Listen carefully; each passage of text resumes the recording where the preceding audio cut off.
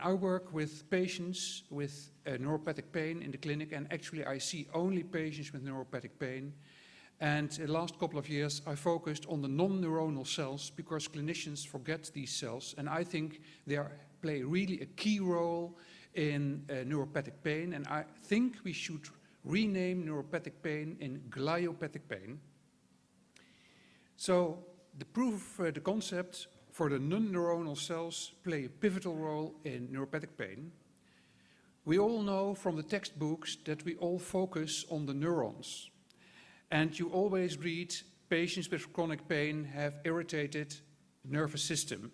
But basically we should read now patients with chronic pain have an activated system of non-neuronal cells. So we are missing something in the clinic. And why is that? That is because Rudolf Virchow in the 19th century focused on the glia and said, this is only glue. It is not a very important tissue, just glue. And all the neuropathologists after him have repeated his authoritative statements. And that's why we as clinicians think, what the heck, it's just glia. But on every nerve cell there are 10 glia cells. And today we heard from the esteemed colleagues before me that glia is a living tissue reacting very quickly and on multiple levels to any kind of stress.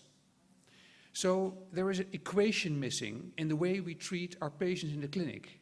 And that's why after 50 years of developing drugs for neuropathic pain, we did not improve the efficacy of amitriptyline, a drug which is more than half an age old. All the new drugs focusing on neuronal tissue do not beat amitriptyline, and if you give them together, you get some improvement. But if you focus on a multimodal therapy, a new lead, a new focus, the non-neuronal cells might help us very much in the clinic. And I must confess, I have treated the last 2 years, I think 500 of patients with a combination of a glia modulator and the classical analgesic drugs, and I find that my patients are much more happy on this combination. So glia is a novel target for neuropathic pain, for the clinician. And most of you will know this old slide. It's from 1991, where for the first time you could see the activation of glia in the spinal cord after a sciatic injury. Ipsilateral, there is activation of the glia, and contralateral, there is quiet glia. This you also saw the activation of glia after a trauma. So it's really time to focus on non-glial cells. And I think we started last century focusing on the mast cell, but meanwhile we know that it's a much broader concept. The mast cell is quite an important cell, but there are many, many other immune competent cells which play a key role in neuropathic pain. So if we start with a peripheral lesion, we already see that there is an upregulation in histamine receptors and many other receptors related to the mast cell. And we see activated mast cells already in the periphery after a trauma. We see that there are many intimate contacts between mast cells and nerve cells. And we also see, for instance, in patients with severe pancreatic pain, if we look into the patients which have severe pancreatic pain and we look into the mast cells, we see that patients with pain versus patients without pain, there is an extreme intense increase of mast cells. So these mast cells, they cross-talk with the nerve cells even already in the periphery. Now, the classical idea we had is that synapse is built on two important cells, both nerve cells, and we called it a bipartite synapse. But meanwhile, we have seen that the glia plays a very important role, and we want to speak about the tripartite synapse. However, this you already saw, there are other players, the astrocytes. So now we have a tetrapartite synapse. And it makes things more complicated, but you see that every time one new player is entering the field, It is a non-neuronal cells. And now we are talking about the pentapeptide synapse, with the mast cell, the astroglia and the glia, the T cell and the nerve cells themselves. And if you visualize what happens after a neurotrauma, be it a sciatic ligature in an animal model, be it a hernia with a sciatic impingement, or be it a spinal cord injury, if you try to visualize what happens in our system, there is a wave of neuroinflammation from the peripheral up to the top, even into the thalamus. We can find activated non-neuronal cells. And I think this wave of inflammation keeps the neuropathic pain going on, and it doesn't help really if we only plug down the ion channels. So this is therefore a very interesting picture, because this depicted all the levels of change in the entire non-neuronal cell axis after trauma from the first 24 hours up to 3 weeks or more. And you see on how many levels, brain, spinal cord, dorsal root ganglia, peripheral nerves, we see all these resident immune cells being activated. And I think one of the major interesting targets at the moment is the PAR nuclear factor, which is a key master switch which controls all the inflammatory genes. If you put on the key master switch, the PAR receptor in the cell, in the nucleus, you put down all the inflammatory cascade genes afterwards. So now I'm going to talk about this quite interesting compound, palmitoylethanolamide, or Normast. Palmitoylethanolamide helps us to understand the role of the non-neuronal cell in neuropathic pain. And I think the proof of the concept we here present to you based on a pivotal trial with more than 600 patients, where we did a last observation carried forward, intent to treat analysis, the most stringent analysis there is, will prove that what we have been talking about in the pharmacology is indeed true, and probably more true than many clinicians think. Here you see the upregulation of the expression of the PAR receptor in the nucleus. First, in a naive animal, you see the PAR. Here you see the downregulation of the PAR receptor in spinal cord injury. And if you give palmitoylethanolamide, you see an upregulation of the PAR receptor. And interestingly, the PAR receptor is also the target of palmitoylethanolamide. So this endogenous molecule is formed in our own body to repair the detrimental neuroinflammatory cascade by first upregulating the receptor itself and then docking on the receptor in the nuclear factor and putting down all the inflammatory cascade genes afterwards. So in a chronic neuropathic pain system, we have three major players. We have the mast and the glia cells, and we have the nerve cells. And we can modulate this with palmitoylethanolamide, and I'm quite sure palmitoylethanolamide will become a major factor in multimodal therapy of neuropathic pain. I myself have seen it now working in 500 patients in my own clinic, and you will see the data on a pivotal trial soon. Many trials already have been published, but in the world they are not very much known because most of these trials have been published in Italian journals or in Italian posters, and I was extremely happy to find out about this compound in the Congress for Neuropathic Pain in Athens, where I talked to a colleague who worked with palmitoylethanolamide. I never heard about a drug, and I thought this is really, for me, a breakthrough, so I brought it to my clinic, where I worked with it. All these trials have something in common. They're all trials in neuropathic pain, from the Costin syndrome up to compression neuropathy, endometriosis, and, of course, I step now to the most important trial because it's a pivotal trial. And this is a trial where we analyzed the safety and efficacy of palmitoylethanolamide in a very common classical pain syndrome, sciatic pain. And most of you might know that there is a reflex. Nearly each algologist or a neurologist is prescribing pregabalin for sciatic pain. But just last year, in pain, we had this huge enrichment trial proving that pregabalin is not of much use in sciatic pain. And basically, the clinicians here will know that sciatic pain is difficult to treat with any analgesic. Well, the preliminary results of the trial I'm going to present were already published in 2010. I think we in our institute were the first to be privileged to translate it into English, the major findings, and now we're working on a key paper on this trial. It was a trial in 10 centers in more than 600 patients, and the patients were treated 3 weeks. They all suffered from severe sciatic pain. There were 3 groups. It was a placebo-controlled trial, a group with 300 milligram and a group with 600 milligram daily. And we did evaluations, a baseline week 1, 2, and 3, on the pain scale, the FAS, on a functional back scale, and we analyzed, and that's definitely very important, the numbers needed to treat for palmitoylethanolamide in sciatic pain.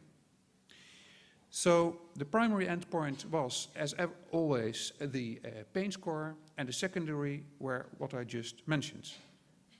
The baseline characteristics of all these patients were similar, and the FAST scores were, of course, the most important, 10 being the most intense of all pains, and 0 being no pain at all. So here you see the first intent to treat analysis on the FAS for the 3 groups. Here you will see the baseline around 7, so that's moderate to severe pain. You see that the confidence intervals were small, meaning there were lots of patients and they really had severe pain.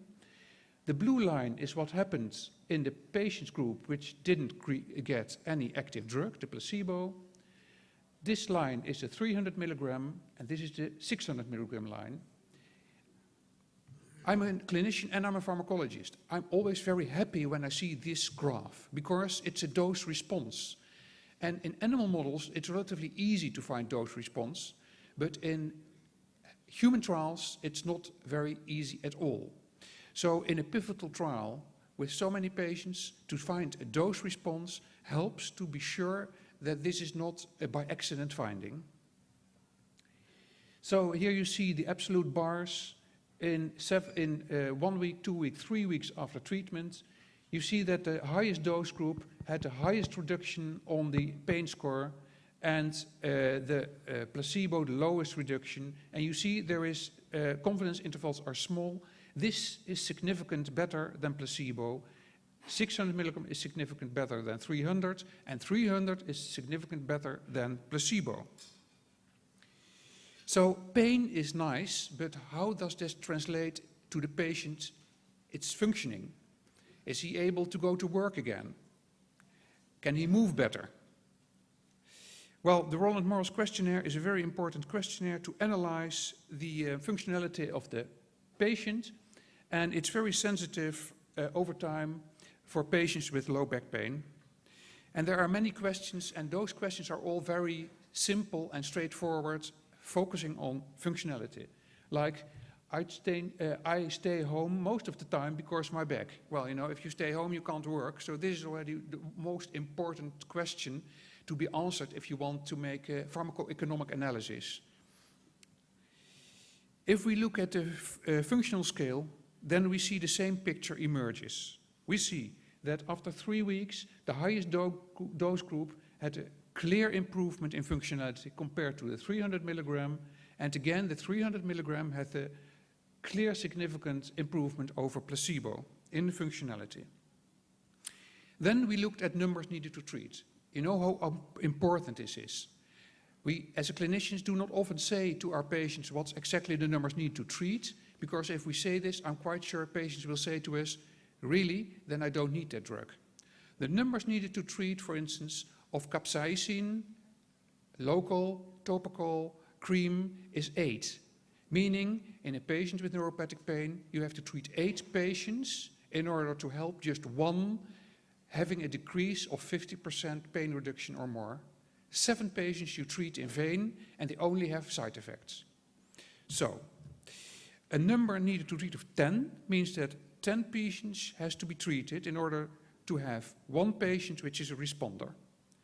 It's clear that the most ideal drug, which is not there, would have been a numbers needed to treat of 1.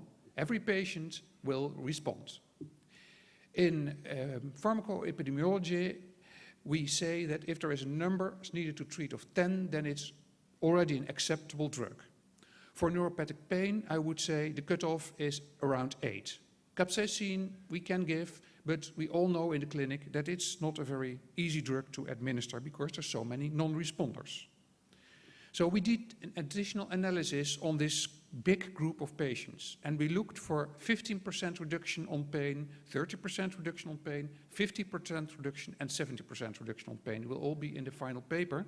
Focusing now on the most often used definition, the 50% decrease of pain compared to baseline.